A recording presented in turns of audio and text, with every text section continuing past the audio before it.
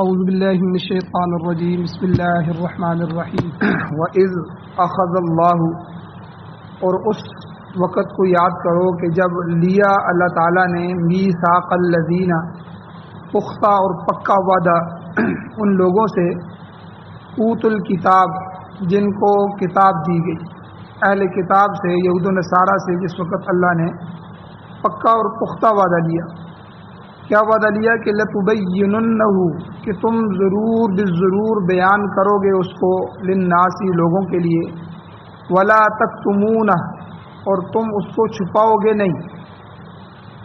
فَنَبَذُوهُ، پس انہوں نے پھینک دیا، وَرَاءَ ظُهُورِهِمْ، اپنی پشتوں کے پیچھے۔ اس وعدے کو، اللہ کی اس بات کو اہمیت ہی نہیں دی، اور اللہ کے اس وعدے کو اپنی پیٹھ کے پیچھے پھینک دی۔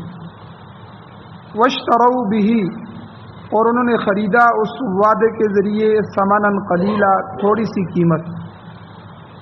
فَبِئْسَ مَا يَشْتَرُونَ، بہت ہی بری چیز ہے جو انہوں نے خریدی۔ سورہ آل عمران ہے، آیت نمبر 187 ہے۔ آپ نے ترجمہ سنا۔ سب سے پہلے ربط آیات، ان آیتوں کا پچھلی آیتوں کے ساتھ ربط کیا ہے، تعلق کیا ہے۔ گزشتہ درس میں اللہ تعالیٰ نے آزمائش کا اصول بیان فرمایا اور مسلمانوں کو خبردار کر دیا تھا کہ تمہیں تمہارے مالوں اور جانوں کے ذریعے لازمی طور پر آزمایا جائے گا، یہ آزمائش آئے گی، لہذا اس قسم کے امتحان کے لیے ہمہ وقت تیار رہو، ہر وقت تیار رہو۔ اور اس کے علاوہ یہ بھی کہ کسی مومن کا ایمان جس قدر پختہ ہوتا ہے، اس کی آزمائش بھی اسی قدر سخت ہوتی ہے۔ سب سے زیادہ آزمائشیں جو سخت ہوئی ہیں وہ انبیاء کی ہوئی، پھر صحابہ کی، پھر اس کے بعد تابعین، تبع تابعین، اور امت کا وہ طبقہ جو جتنا ایمان والا ہوگا اس کی آزمائش بھی بڑی ہوگی۔ اس کے علاوہ اللہ تعالیٰ نے یہ بھی پیچھے فرمایا کہ اے ایمان والو، تمہیں اہل کتاب اور مشرکین کی طرف سے بڑی دل آزار باتیں سننی پڑیں گی، مگر ان سے دل برداشتہ ہو کر تم نے تبلیغ دین کا جو کام ہے اس کو چھوڑنا نہیں، اس کو ترک نہیں کرنا، بلکہ اپنا کام ہمیشہ اور ہر حالت میں جاری رکھو۔ اور چوتھی چیز، اللہ تعالیٰ نے ان تکلیف دہ امور پر اہل ایمان کو تسلی دیتے ہوئے فرمایا کہ اگر تم ان تصبروا وتتقوا، صبر کا دامن پکڑے رہو گے، کہ صبر ملت ابراہیمی کا بہت بڑا اصول ہے، اور اس کے ساتھ ساتھ تقوی کی راہ پر چلتے رہو گے، تقوی کی راہ پر گامزن رہو گے، تو یہ ان ذالک لمن عزم الامور، تو یہ عزم والے پختہ امور ہیں، مقصودی باتیں ہیں، مقصودی امور ہیں۔ گویا اللہ تعالیٰ نے مسلمانوں کو صبر اور تقوی کی راہ اختیار کرنے کی ترغیب دی کہ ان دو سنہری اصولوں کو مضبوطی سے پکڑے رکھو تو اللہ تعالیٰ تمہیں اس امتحان میں کامیاب فرمائے۔ تو یہ تو خلاصہ ہے پچھلے درس کا۔ اب آج کے درس میں اللہ تعالیٰ نے بنی اسرائیل کے اس عہد اور پیمان اور اس وعدے کا ذکر فرمایا جو اللہ تعالیٰ نے ان سے عہد لیا تھا کہ تمہیں میری طرف سے جو بھی احکام پہنچیں گے تم انہیں لوگوں کے سامنے بلا کم و کاست واضح طور پر بیان کرو۔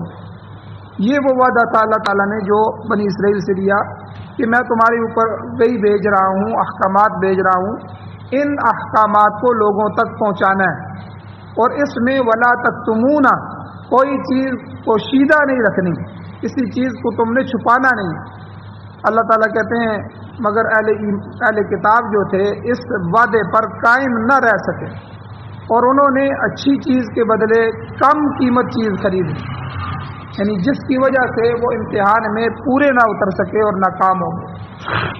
اب اہل کتاب کا وہ میثاق کیا تھا، میثاق کہتے کسے ہیں؟ اللہ تعالیٰ فرماتے ہیں وَإِذْ أَخَذَ اللَّهُ، اس وقت کو یاد کریں، اس بات کو اپنے دھیان میں لائیں کہ اخذ اللہ، جب اللہ تعالیٰ نے لیا میثاق الذین اوتوا الکتاب، اہل کتاب سے پختہ وعدہ۔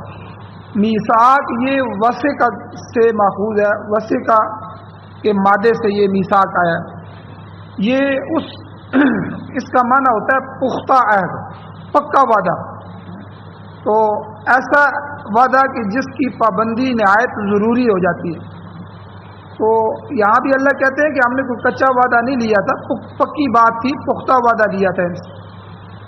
اور یہ اس وعدے کا ذکر ہے جو اللہ تعالیٰ نے اپنی کتاب کے بارے میں بنی اسرائیل سے لیا تھا۔ حالانکہ وعدے جو ہیں، عہد و پیمان، وہ تو اور بھی ہیں جن کا ذکر قرآن مجید میں موجود ہے۔ بہت سے وعدے اللہ تعالیٰ نے انسانیت سے اور اہل کتاب سے لیے ہیں۔ مثلا ایک عہد الست ہے۔ عہد الست جو عالم ارواح میں جب ہم لوگ تھے، جب ہماری روحیں جمع تھیں، اس میں تمام نوع انسانی جتنے بھی انسان ہیں ان کی ارواح سے اللہ نے وعدہ لیا۔ اللہ تعالیٰ قرآن میں فرماتے ہیں کہ اللہ نے ان سے پوچھا تھا الست بربکم، کہ کیا میں تمہارا رب نہیں ہوں؟ تو تمام روح نے، تمام ارواح نے بیک زبان اقرار کیا تھا اور جواب دیا تھا۔ قالو، انہوں نے کہا کہ بلا، ہاں مولا کریم تو ہی ہمارا رب ہے، ایسا کیوں نہیں ہے بلکہ آپ ہی ہمارے رب ہیں۔ تو یہ اسے عہد الست کہتے ہیں۔ یہ ارواح، عالم ارواح میں ہم سب کی روحوں سے یہ اللہ نے وعدہ لیا، اور اسی لیے ہمارے دعوت والے حضرات کہتے ہیں کہ یہ وہ وعدہ تھا جو ہم اللہ سے کر کے آئے ہیں، لیکن دنیا میں آ کے ہم اس وعدے کو بھول گئے۔ اللہ کو رب مانا تھا کہ اے اللہ عبادت تیری کریں گے، تو ہی ہمارا رب ہوگا، لیکن دنیا میں آ کے جو کافر ہیں انہوں نے کتنی رب بنا لی۔ کسی نے درخت کو رب بنا لیا، کسی نے کوئی سورج کو پوج رہا ہے، کوئی ندیوں کو دیکھتا ہے، ندیاں ان کو پوجنا شروع کر دیتا ہے، کسی نے پتھروں کے خدا بنا لیے، کسی نے جو ہے وہ عہدے کو خدا بنا لیا۔ تو یعنی یہ ساری کی ساری چیزیں یہ اس وعدے کے خلاف ہے جو اللہ تعالیٰ نے پوری انسانیت سے لیا تھا عالم ارواح میں، عہد الست۔ تو اس لیے دنیا میں ہم نے اپنے آپ کو صحیح کرنا ہے، اس وعدے کے مطابق اپنے آپ کو بنانا۔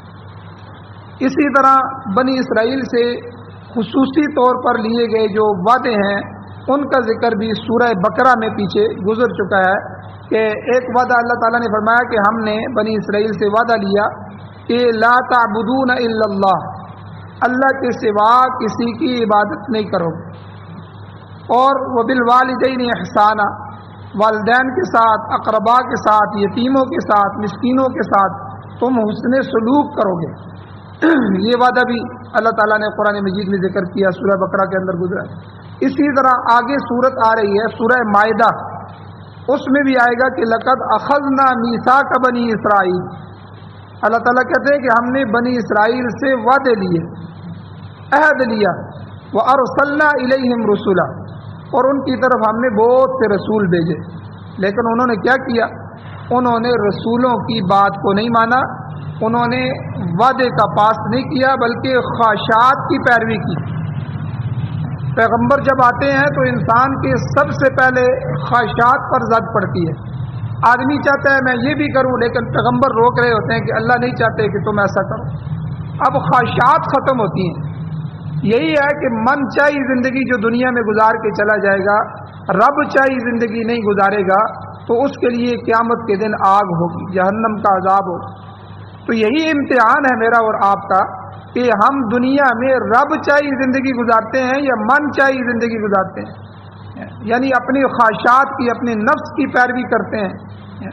تو اللہ تعالیٰ نے یہاں فرمایا کہ ہم نے بنی اسرائیل سے یہ وعدہ لیا تھا، اور پھر ہم نے ان کی طرف ارسلنا الیہم رسولا، بہت سے رسول بھی بھیجے، لیکن ان خبیثوں نے خواہشات کی پیروی کی اور بعض رسولوں کو منہ کے اوپر جھٹلا دیا کہ تم رسول ہی نہیں ہو، تم نبی نہیں ہو، تمہیں کس نے پیغمبر بنا دیا۔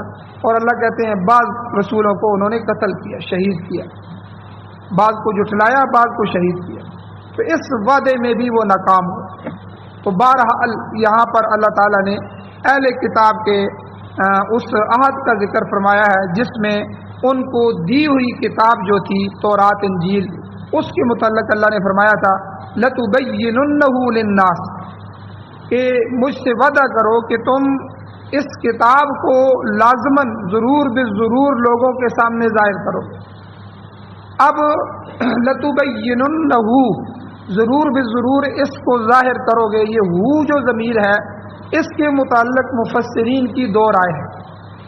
جو تفسیر لکھنے والے حضرات ہوتے ہیں مفسرین، حدیث والوں کو محدثین کہتے ہیں اور فقہ والوں کو فقہا کہتے ہیں.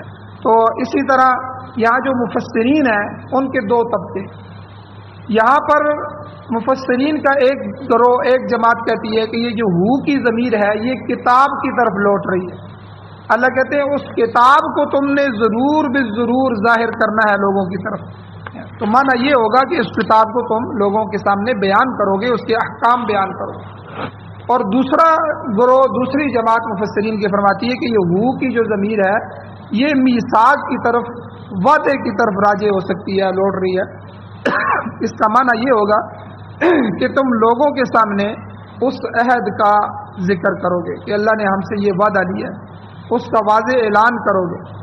تو بہرحال وعدہ کیا تھا؟ عہد یہ تھا کہ تم اللہ کے احکام لوگوں کے سامنے پہنچاؤ گے اور بلا کم و کاست، نہ کسی چیز کو کم کرنا ہے نہ کسی چیز کو زیادہ کرنا ہے. تم نے واضح طور پر اللہ کے حکموں کو لوگوں کے سامنے بیان کرنا ہے. ولا تکتمون، اور اسے چھپاؤ گے نہیں. یہ جو عہد ہے یہ عہد تورات اور انجیل دونوں کتابوں میں موجود تھا. یہ وعدے موجود ہیں اور یہ وعدہ بھی جو اس آیت میں آیا ہے یہ ان کی کتابوں میں موجود تھا. بلکہ جو ابھی موجودہ کتابیں ہیں اس وقت دنیا میں یہ تحریف شدہ کتابیں ہیں. انہوں نے ان کو بدل دیا ہے، بہت سی تبدیلیاں کر دی ہیں. لیکن اس کے باوجود ان موجودہ تحریف شدہ کتابوں میں اب بھی ایسی آیتیں موجود ہیں جن سے اس بات کا ثبوت ملتا ہے کہ اللہ تعالیٰ نے بنی اسرائیل سے فرمایا تھا کہ جو کتاب میں نے تم کو دی ہے اس کو لوگوں کے سامنے علی الاعلان بیان کرنا اور اس کے احکام کو ظاہر کرنا. جو چیز میں نے تمہیں اندھیرے میں دی ہے اسے تم روشنی میں لوگوں سے بیان کرنا. بعض مقامات پر یہ بھی آتا ہے کہ اللہ تعالیٰ نے ان کو فرمایا تھا کہ اس کے متعلق اپنی اولادوں کو پڑھاتے رہنا، اپنی اولادوں کو بتلانا. اور انجیل میں یہ الفاظ بھی آتے ہیں کہ اس کتاب کا اعلان کوٹھوں اور مکانوں پر کرنا اور منادی کرنا یا اعلان کرنا کہ اللہ تعالیٰ نے یہ بات ہمیں بتلائی ہے اور اس کو چھپانے کی کوشش نہ کرنا. اب جب یہ وعدہ اللہ نے لے لیا، اب وعدے کے ساتھ انہوں نے کیا کیا اور وہ وعدہ تھا کیا؟ تو اللہ تعالیٰ خود ہی فرماتے ہیں فَنَبَذُوهُ وَرَاءَ ظُهُورِهِمْ، انہوں نے ہماری اس کتاب کو، اس وعدے کو پس پشت ڈال دیا، پیچھے پھینک دیا، اہمیت ہی نہیں دی کہ اللہ نے ہم سے کچھ وعدہ بھی لیا. دوسری جگہ پر ہے کہ اللہ تعالیٰ فرماتے ہیں کہ انہوں نے اللہ کی کتاب کے ٹکڑے ٹکڑے کر دیے، یعنی کتاب کے اندر تحریف کر دی. جو حکم ان کی مرضی کا تھا اس کو رکھ دیا، جو حکم مرضی کا نہیں تھا اس کے الفاظ بدل کے اس کو تبدیل کر دیا. کتاب کو انہوں نے ٹکڑے ٹکڑے کر دیا. اور پھر یہ بھی کہ کتاب میں جو چیزیں ان کے مفاد میں تھیں انہوں نے انہیں ظاہر کیا اور جو مفاد میں نہیں تھی انہوں نے اس کو چھپا دیا. اب وہ کیا بات تھی جو اللہ تعالیٰ نے یہاں فرمایا کہ تم نے اس کتاب کو ظاہر کرنا اور انہوں نے چھپا دیا؟ وہ نبی آخر الزمان حضور اکرم صلی اللہ علیہ وسلم کے متعلق پیشن گوئیاں تھیں جو حضور کے آنے سے پہلے، ہزاروں سال پہلے ان کتابوں میں اللہ تعالیٰ نے بیان فرمائی. اللہ تعالیٰ نے تورات اور انجیل میں حضور علیہ السلام کی آمد اور آپ کے اخلاق اور آپ کی نشانیاں اور وہ تمام پیشن گوئیاں جو حضور کے متعلق، حضور کے جماعت کے متعلق، صحابہ کے متعلق اور اس ماحول اور حالات کے متعلق، اس علاقے کے متعلق، مکہ اور مدینہ کے متعلق جو پیشن گوئیاں تھیں، جو نشانیاں اور علامات تھیں وہ اللہ نے انجیل اور تورات میں بیان فرمائی. سورہ اعراف میں خود موجود ہے کہ یہ لوگ حضور نبی کریم صلی اللہ علیہ وسلم پر ایمان نہیں لاتے تھے، حالانکہ اللہ کہتے ہیں الذی یجدونہ مکتوبا عندہم فی التوراۃ والانجیل، کہ جن کا ذکر ان کی کتابوں میں تورات اور انجیل میں لکھا ہوا، یعنی جس حضور کا، جس نبی کا ذکر ان کی کتابوں میں لکھا ہوا ہے، اب وہ نبی آخر الزمان آ گئے ہیں، اب وہ ان پر ایمان نہیں لا رہے. اور اسی طرح سورہ بقرہ میں گزر چکا ہے، اللہ کہتے ہیں یعرفونہ کما یعرفون ابناءہم، یہ اللہ کی کتاب کو اسی طرح پہچانتے ہیں جیسے یہ اپنی اولادوں کو پہچانتے ہیں اور جانتے ہیں کہ یہ وہی کتاب ہے، یہ وہی پیغمبر ہے جس کی خوشخبری ان کے کتابوں میں موجود ہے، مگر یہ لوگوں کے سامنے اسے ظاہر نہیں کرتے بلکہ چھپاتے ہیں۔ اب پیچھے سورہ بقرہ میں گزر چکا ہے کہ جب ان کے پاس جاہل قسم کے لوگ آتے ہیں، ہر معاشرے میں یہ دو قسم کے لوگ ہوتے ہیں، یا جاہل سے مراد یہ ہے کہ جو اپنے دین سے واقف نہیں ہوتے، بس اسی طرح زندگی گزار رہے ہوتے ہیں، اپنے عقیدے کا ان کا پتہ نہیں ہوتا، اور دوسرے وہ لوگ جو اہل علم لوگ ہوتے ہیں، لوگوں میں سے بھی بہت سے لوگ پڑھے لکھے ہوتے ہیں۔ تو دونوں کو ان لوگوں نے دھوکہ دیا۔ جب جاہل قسم کے لوگ آتے اور وہ پوچھتے کہ بھائی ہماری کتابوں میں نبی آخر الزمان کی علامات موجود ہے، یہ جو نبی آنے والے ہیں، اور آپ ہمیں بتائیں کہ یہ ہمارے سامنے اب نبی آ چکے ہیں، یہ دعویٰ کر رہے ہیں، ہم ان کو پہچان لیں۔ تو وہ لوگ ان کو کہتے کہ بھائی ایسی تو کوئی علامتیں ان کے ساتھ سامنے انکار کر دیتے کہ بھئی ایسی کوئی علامتیں ہماری کتابوں میں موجود نہیں ہیں۔ ان کو پتہ تھا یہ جاہل لوگ ہیں، ان کو کیا پتہ ہوگا، اس لیے یہ ہماری باتوں کو مان کے جا کر بیٹھ جائیں گے۔ اب اسی طرح ہوتا وہ جو حلا جو ہیں وہ خود آگے بڑھ کے اپنی کتابوں کو نہ پڑھتے، نہ دیکھتے، نہ سنتے، اب وہ انہی باتوں پر یقین کر لیتے کہ واقعی بھئی نبی آخر الزمان کے بارے میں کوئی علامات موجود نہیں۔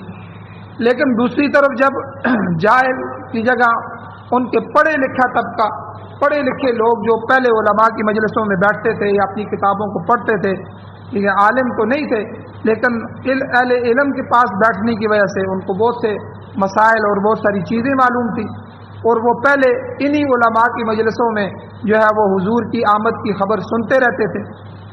اب جب وہ لوگ آ کر پوچھتے کہ بھائی دیکھو یہ نبی مدینہ میں آ چکے ہیں اور یہ کہہ رہے ہیں کہ میں نبی ہوں، تو آپ لوگ کہتے تھے کہ وہ نبی آخر الزمان آنے والے ہیں، جب آئیں گے تو ہم ایمان لائیں گے، تو ہماری کتابوں میں ان کی کیا نشانیاں ہیں، ہمیں بتاؤ کہ ہم جا کر دیکھیں اور ان نشانیوں سے ان کو پہچانیں۔ ان کو وہ دھوکہ دیتے، ان کو کہتے کہ بھائی دیکھو نشانیاں موجود ہیں، ہم آپ کو بتاتے ہیں۔ اب وہ نشانیاں الٹ کر کے ان کو بتا دیتے۔ مثلا ان کی کتاب میں حضور کی یہ نشانی لکھی تھی کہ حضور جب نبی آخر الزمان آئیں گے ان کی ایک علامت یہ ہوگی کہ وہ ہلکے پاؤں سے چلیں گے، ہلکا ہلکا، تو یہ ان کو بتاتے کہ وہ ان کی نشانی یہ ہے کہ وہ تیز پاؤں سے چلیں گے۔ اور اسی طرح ان کی کتابوں میں یہ نشانی لکھی ہوئی تھی کہ وہ ان کے بال سیدھے ہوں گے، سیدھے بالوں والے ہوں گے، تو یہ ان لوگوں کو بتاتے کہ بھئی ان کی نشانی یہ ہے کہ ان کے گنگریالے بال ہوں گے۔ اور ان کی کتابوں میں لکھا ہے ان کی آنکھیں اس طرح ہوں گی اور کالی سیاہ پتلیاں ہوں گی، تو وہ ان کو کہتے کہ وہ ان کی آنکھیں شیلے رنگ کی ہوں گی۔ تو یعنی اس طرح ان کو پھر وہ علامات بدل کر بتاتے تاکہ یہ چیزیں جب یہ وہ وہاں جا کے دیکھیں، انکار تو نہیں کر سکتے تھے، ان کو پتہ تھا کہ یہ پہلے سے جانتے ہیں، ٹھیک ہے، لیکن علامات نہیں جانتے، اس لیے وہ الٹی پلٹی کر کے ان کو علامتیں بتاتے تھے تاکہ جو ہے جب وہ وہاں جا کر ان کو دیکھیں اور اس کے الٹ پائیں تو وہ ایمان سے محروم ہو جائیں۔ تو یہ وہ چیزیں ہیں جو اس آیت میں اللہ تعالیٰ نے فرمایا کہ میں نے تم سے وعدہ لیا تھا، اب اس وعدے کو پورا کرنے کا وقت ہے۔ لَتُبَيِّنُنَّهُ کہ تم ضرور پہ ضرور اپنی پوری کتاب کو لوگوں کے سامنے بیان کرو گے، لَتُبَيِّنُنَّهُ لِلنَّاسِ وَلَا تَكْتُمُونَ کسی حکم کو بھی چھپاؤ گے نہیں۔ تو اب انہوں نے جو اپنے مفاد میں تھا اس کو تو جو ہے وہ باقی رکھا اور بیان کیا، جو مفاد میں نہیں تھا، جو ان کی خواہشات کے اوپر ضد کر رہا تھا، تو اس کو انہوں نے چھپا دیا۔ تو یہ اللہ تعالیٰ کی گویا کی کتاب کے ساتھ انہوں نے زیادتی کی اور اللہ نے جو ان سے وعدہ لیا تھا اس وعدے کو توڑ دیا۔ اللہ تعالیٰ سے دعا ہے اللہ ہمیں عمل کی توفیق عطا فرمائے۔ آمین۔ الحمدللہ رب العالمین والعاقبۃ للمتقین والصلاۃ والسلام علی رسولہ النبی الامی الکریم۔ اللهم ربنا آتنا فی الدنیا حسنۃ وفی الآخرۃ حسنۃ وقنا عذاب النار۔ یا اللہ ہماری کمیوں کوتاہیوں کو معاف فرمائیے، درگزر فرمائیے، صغیرہ کبیرہ گناہوں کو معاف فرمائیے۔ یا اللہ قرآن و سنت کو پڑھنے، سننے، سمجھنے، اس پر عمل کرنے کی توفیق عطا فرمائیے۔ یا اللہ قرآن و سنت کو بطور آئین، بطور دستور، بطور ضابطۂ حیات ہمارے نصیب فرمائیے۔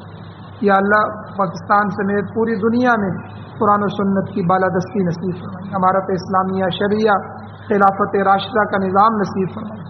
یا اللہ جو بیمار ہیں ان کو شفا عطا فرمائیے، جو ایمان کی حالت سے اس دنیا سے جا چکے ہیں یا اللہ ان سب کی بخشش فرمائے، یا اللہ پریشان حالوں کی پریشانیوں کو دور فرمائے، یا اللہ بہت سے ساتھی ہیں جنہوں نے دعاؤں کے لیے کہا ہے، یا اللہ بہت ساری خرابیاں ہیں، بہت ساری پریشانیاں ہیں، مشکلات ہیں ان کے لیے، یا اللہ ان کی مشکلات کو ختم فرمائے، آسانیاں پیدا فرمائے، یا اللہ ہم سب کو رزق حلال وسیع اور وسیع تر وافر عطا فرمائے، رزق حرام کے ایک لقمے سے بھی محفوظ فرمائے۔